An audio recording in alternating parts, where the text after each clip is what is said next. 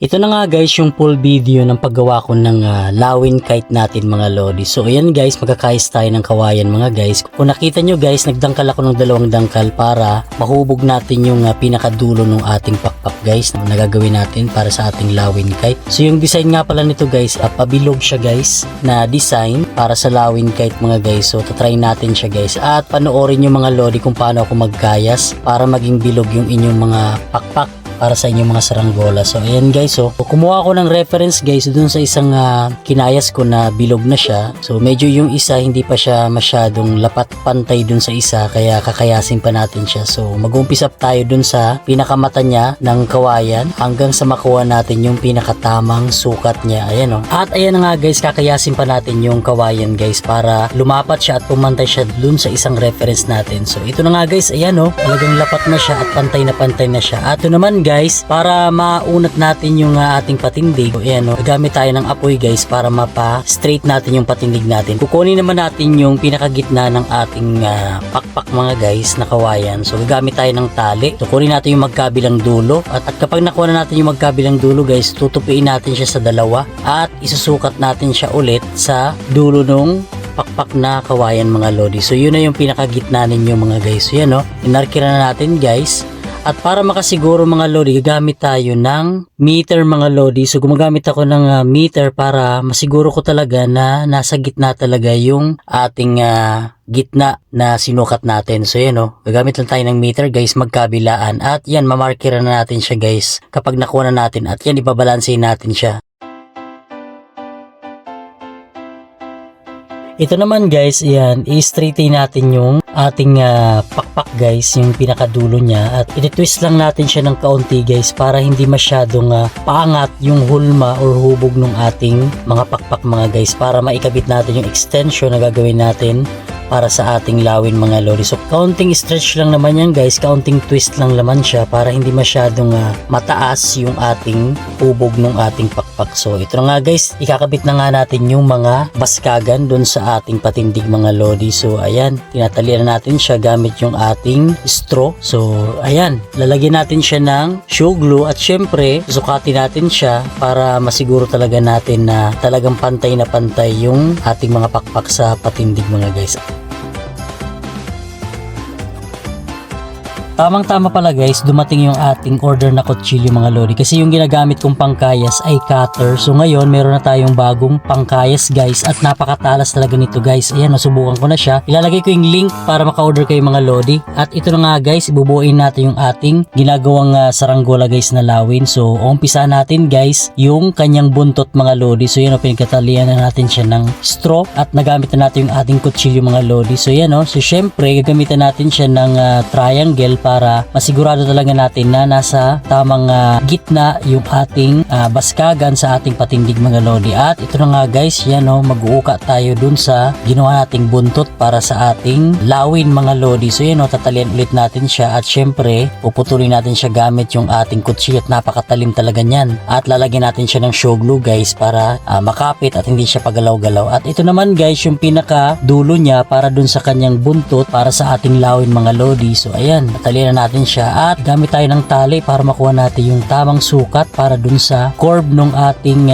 buntot para sa ating lawin. At ayan, tatanggalin natin yung mga sobra-sobra na kawayan para dun sa ating buntot. At ito naman mga lodi, bubuin na natin yung ating pakpak. So gagamit tayo nung ating pamo na pangtali at ayan, hubog check mga lodi. So yan, na-check na natin hubog yung kabila. At merong problema guys dito sa may kabila, medyo hindi masyadong curve yung ating pagkakahubog. Kaya ang gagawin natin dyan guys, yung remedyo natin yan guys, ikakayasin natin siya ng paunti-unti hanggang makuha natin yung pinakatamang hubog, kasi hindi naman talaga perfect talaga nung umpisa pa lang na kinayas natin guys. Makikita natin yan kapag hinubog na natin yung pakpak. At ito na nga guys, natapos na nating talian at lalagyan naman natin siya ng bagting para dun sa dulo ng ating mga pakpak para syempre hindi siya maghiwalay kapag lumilipad na siya at kapag nilagyan na natin siya ng extension. At ito na nga guys, kumayas na ako ng extension na gagawin natin para dun sa para maging lawin siya mga lodi. At nung nakayas ko na siya, So syempre, susunugin natin yung mga dulo niya para mag-curve siya guys, para makuha natin yung pinakatamang curve at hindi na tayo magkayas pa ulit kasi baka mabali lang din naman. So kailangan nating apuyin natin yan at initin natin siya para mas madali natin siyang mahuhulma ng pa-curve guys para sa ating extension na gagawin nating lawin. So ganun na ganun lang din guys yung ginagawa ko kapag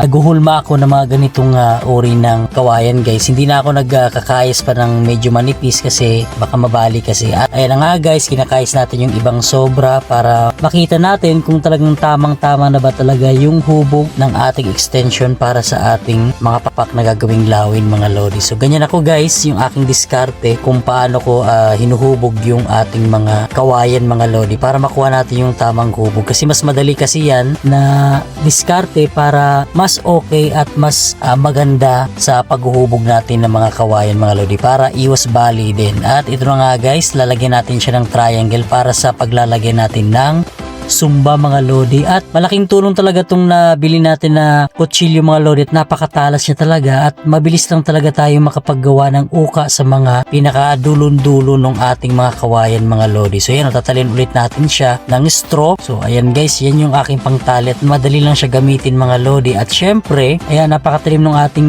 kutsilyo mga lodi at gagamitan natin siya ng show glue para mas dumikit siya at para hindi umuga-uga at hindi gumalaw dun sa ating mga kawayan. So ito na nga guys yung ating finished product mga guys. Ayan yung ating hubog mga lodi.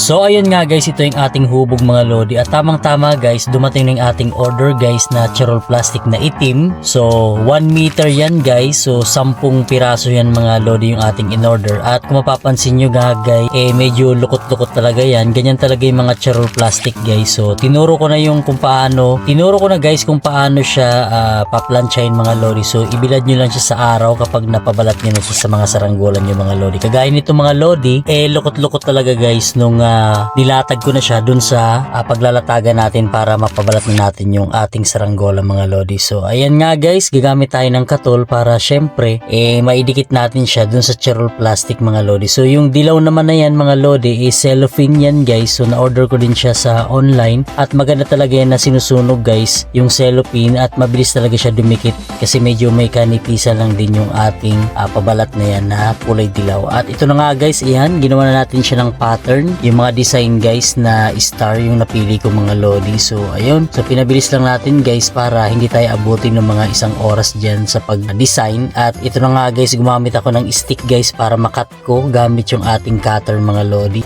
So ayan guys, para mas mabilis nating tanggal yung mga plastic dun sa mga disenyo na ginawa natin, yung star at yung bawat gilid ng star mga lodi. So ayan guys, so halos natapos na natin mga lodi. At syempre, shout out kay Ryan Fortuno, siya yung nag-request sa atin itong lawin kite. At shout out kay Renwo Kite TV, tuloy lang lodi. At shout out kay Michael Ambayik. At shout out din kay Adrian Montiliano, kay Renz Atlas, shout out sa iyo. Yon Gapyo, shoutout sa iyo. At AJK Yamko Vlog, shoutout sa iyo. At kay Cyrus Dane Bito, ayan, gagawin natin yung request mo Cyrus Dane Bito. So yan, maraming salamat sa support. At shoutout kay John Berhil A.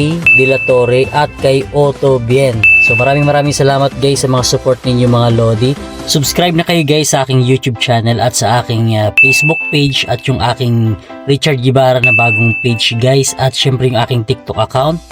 At maraming salamat guys, at ito paliliparin natin yung ating saranggola. So ayan guys, andito kami sa paliparan namin mga lodi. So ayan paliliparin na natin tong ating lawin kite mga guys. So yan, wala akong masyadong nakikita nagpapalipad ngayon mga guys. Pero okay naman, malakas naman yung hangin. At meron ako nakitang isa nagpapalipad, ayun Ayan, medyo umiikot siya. Dahil malakas yung hangin.